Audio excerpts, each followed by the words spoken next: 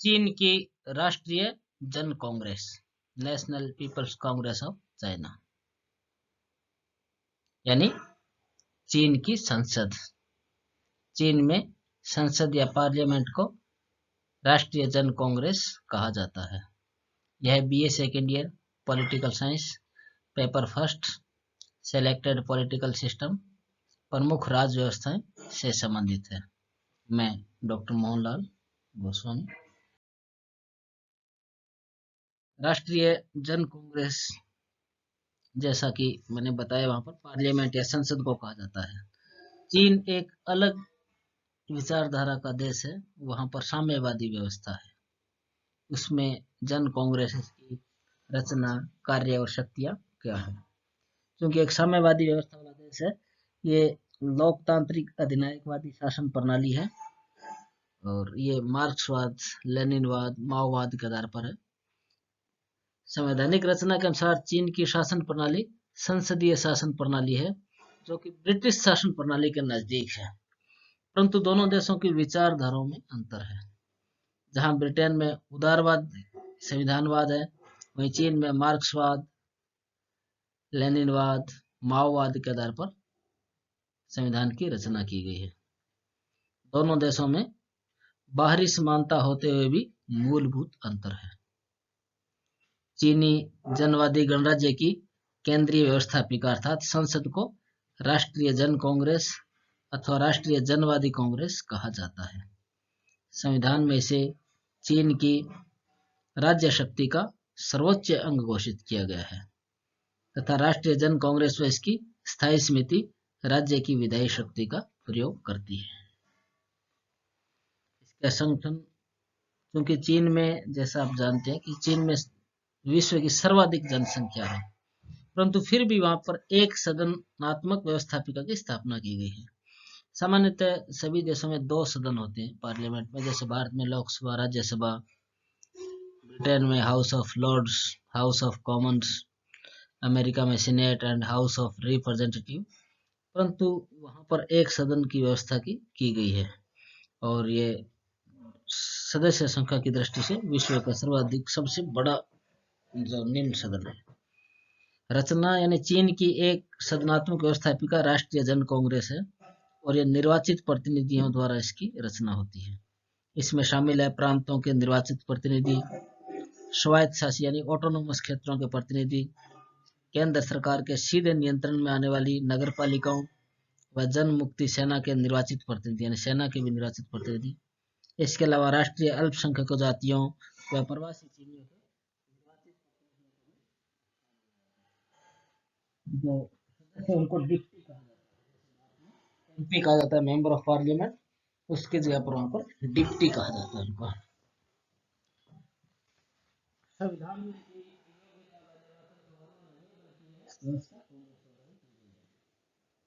कांग्रेस में इसकी सदस्य संख्या लगभग 3000 है, 2987 है, कुछ बुक्स में थोड़ा अंतर भी है। 18 वर्ष को प्राप्त प्रत्येक चीनी नागरिक को मताधिकार प्राप्त है। उसमें किसी तरह का भेदभाव नहीं है, परंतु वे पागल या न्यायालय द्वारा दंडित नहीं होने चाहिए। देखिए चुनाव नंबर 2, राष्ट्रीय जन कांग्रेस के चुनाव अप्रत्यक्ष निर्वाचन पद्धति द्वारा किए जाते हैं, अर्थात सीधे जनता द्वारा चुनाव नहीं होता। कानून के अनुसार किसी भी नागरिक को कांग्रेस का चुनाव लड़ने का अधिकार है, परंतु व्यवहार में इस पर साम्यवादी दल का नियंत्रण रहता है। उसी के द्वारा सूची बनाई जाती है और वो मनोनीत करते हैं और उसको विजयी बनाते हैं। चुनाव अप्रत्यक्ष होता है। प्रांतों, स्वायत्तशासित, केंद्र नियंत्रित नगर पालिकाओं जैसे प्रतिनिधियों का चुनाव इन क्षेत्रों के विधानमंडल द्वारा होता है। इसके अलावा भी कांग्रेस के कुछ अन्य प्रतिनिधियों को शामिल किया जाता है, यानी मनोनीत किया जाता है उसमें से। इन प्रतिनिधियों का चुनाव स्थायी समिति करती है। वह कांग्रेस के कार्यकाल समाप्ति से 2 महीने पहले ही चुनाव करवा लेती है। इसके पश्चात हम देखते हैं कार्यकाल। राष्ट्रीय जन कांग्रेस का कार्यकाल जो है 5 वर्ष है, परंतु कुछ विशेष परिस्थितियों में स्थायी समिति से बढ़ा सकती है। परंतु समिति द्वारा प्रस्ताव 2/3 बहुमत से पास करवाना आवश्यक है। इन विशेष परिस्थितियों की समाप्ति के बाद 1 वर्ष के अंदर आगामी कांग्रेस का चुनाव आवश्यक है, यानी 5 वर्ष है, अधिकतम 1 साल बढ़ा सकते हैं जैसा भारत में। फिर अधिवेशन, अधिवेशन वर्ष में कम से कम 1 बार होना चाहिए। अधिवेशन कांग्रेस की स्थायी समिति बुलाती है। कुछ विशेष अधिवेशन भी बुलाए जा सकते हैं। स्थायी समिति या कांग्रेस के 20% सदस्यों की मांग पर बुलाया जाता है।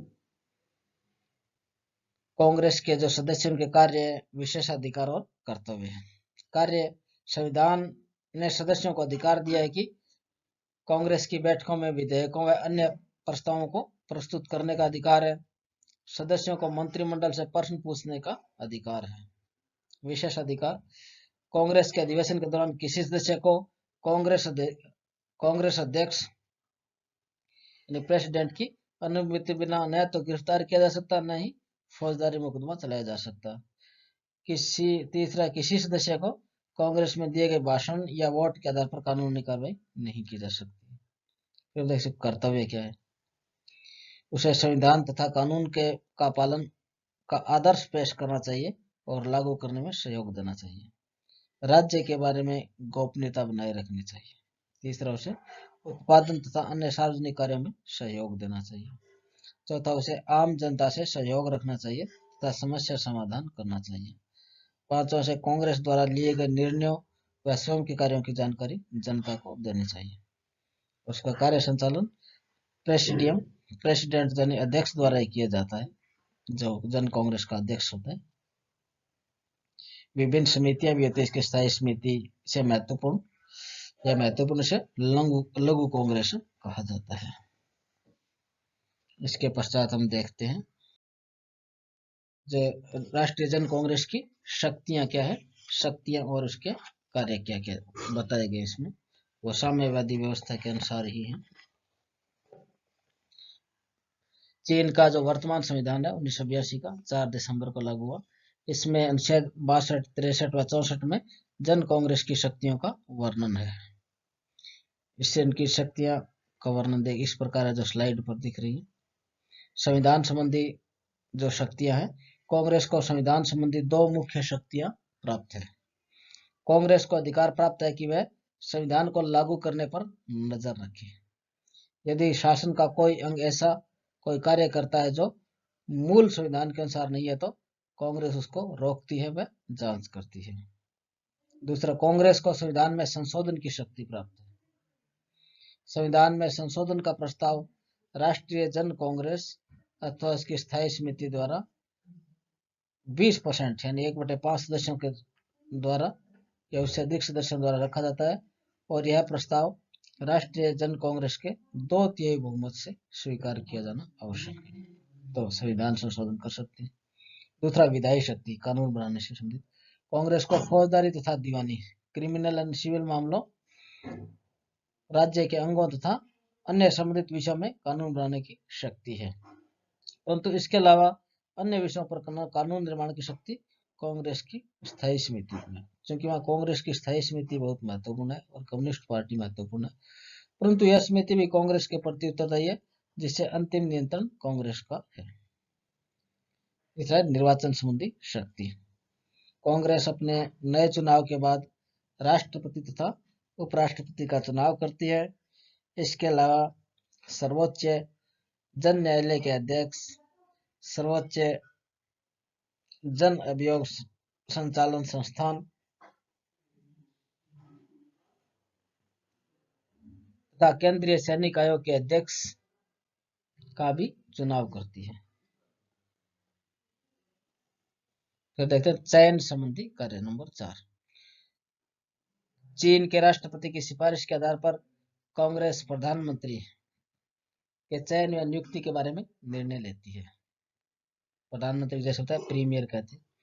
चीन के प्रीमियर यानी प्रधानमंत्री की सिफारिश के आधार पर कुछ अधिकारियों की नियुक्ति की जाती है, जैसे उप प्रधानमंत्री, राज्य पार्षद यानी स्टेट काउंसलर, मंत्रालयों तथा आयोग के अध्यक्षों, राज्य परिषद का महासचिव तथा महालेखा परीक्षक इत्यादि। राष्ट्रीय सैनिक आयोग के अध्यक्ष की सिफारिश के आधार पर कांग्रेस आयोग के अन्य सदस्यों की नियुक्ति करता है। चीन के राष्ट्रपति की सिफारिश के आधार पर कांग्रेस स्थायी समिति के सदस्यों की नियुक्ति के बारे में निर्णय लेती है। कांग्रेस ऐसे सभी अधिकारियों को पद से हटा सकती है जिन्हें वह चुनती है अथवा नियुक्त करती है, यानी चयन भी कर सकती है और पद से हटा सकती है। फिर देखते हैं कार्यपालिका संबंधी कार्य। संविधान के अनुसार प्रधानमंत्री, उप प्रधानमंत्री तथा राज्य परिषद के सदस्य कांग्रेस के प्रति उत्तरदायी है। कांग्रेस के सदस्य राज्य परिषद से प्रश्न पूछ सकते हैं तथा इनका जवाब भी दिया जाता है। कांग्रेस की सिफारिश पर प्रधानमंत्री तथा प्रधानमंत्री की सिफारिश पर ही उप प्रधानमंत्री की नियुक्ति की जाती है। यानी कांग्रेस की सिफारिश पर प्रधानमंत्री और प्रधानमंत्री की सिफारिश पर प्रधानमंत्री की नियुक्ति की जाती है। यद्यपि चीन में संसदीय प्रणाली अपनाई गई है, परंतु इसमें दो विशेषताएं अलग हैं। चीन में राज्य परिषद सामूहिक रूप से कांग्रेस के प्रति उत्तरदायी नहीं है। कांग्रेस उसके एक या अधिक सदस्यों को पद से हटा सकती है।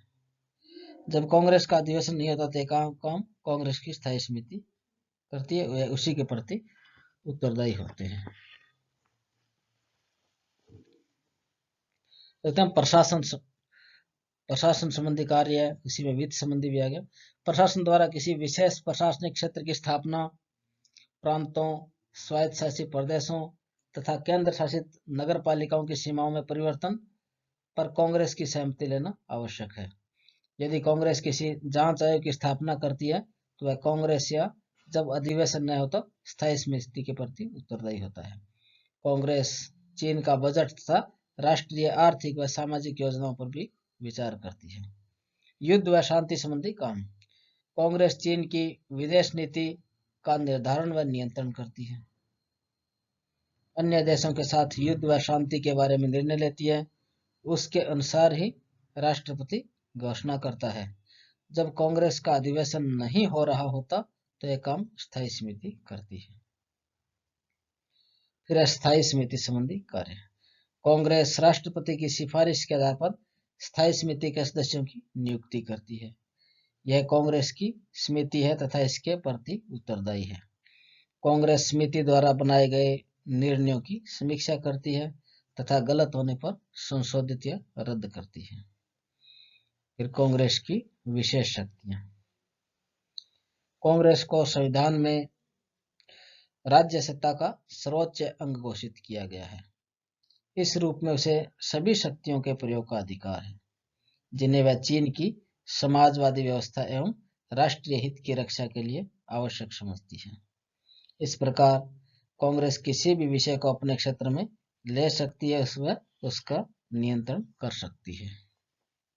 तो इसकी ये जन कांग्रेस शक्तियां देख सकते हैं। संविधान संबंधी, विधायी, निर्वाचन, चयन संबंधी, कार्यपालिका संबंधी, प्रशासन संबंधी, युद्ध व शांति संबंधी,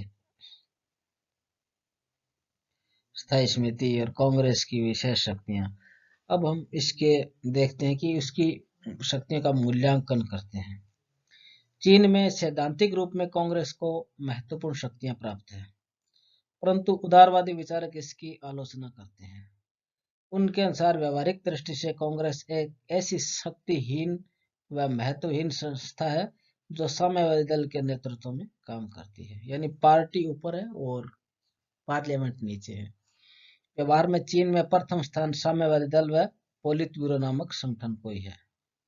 यहाँ कम्युनिस्ट पार्टी और उसका पोलित ब्यूरो महत्वपूर्ण है। दूसरा स्थान उसकी स्थायी समिति व तीसरा स्थान कांग्रेस को है। इन 3 नंबर पर पहले साम्यवादी दल, फिर स्थायी समिति और फिर ये कांग्रेस है, जो अपने छोटे से अधिवेशन में स्थायी समिति के निर्णयों का अनुमोदन करती है। अतः एक स्टाम्प संस्था साबित हुई है। परंतु चीन के नेता इस आलोचना से सहमत नहीं। उनका मानना है कि कांग्रेस का मूल्यांकन समाजवादी व्यवस्था के अनुसार होना चाहिए। 1982 का जो वर्तमान संविधान है उसमें समस्त सत्ता का निवास जनता में माना गया है व जनता को साम्यवादी दल के नेतृत्व में आने का आदेश दिया गया है। इससे निष्कर्ष निकलता है कि संविधान की भावना साम्यवादी दल के नेतृत्व की स्थापना थी, अतः व्यवस्था संविधान के अनुसार है। हालांकि इन चीनी तर्कों से पूरी तरह सहमत तो नहीं हुआ जा सकता, परंतु कांग्रेस का काम चीन के संविधान व समाजवादी व्यवस्था में अपना महत्व है।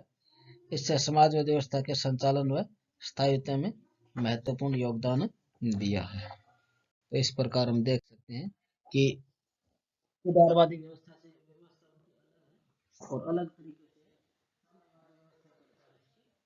स्थापना की गई है और इस समय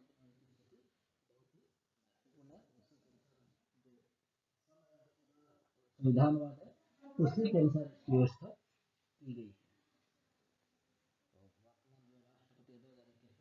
शी जिनपिंग है। तो इसको आप उम्मीद करता हूँ इसको समझ में आया होगा। धन्यवाद।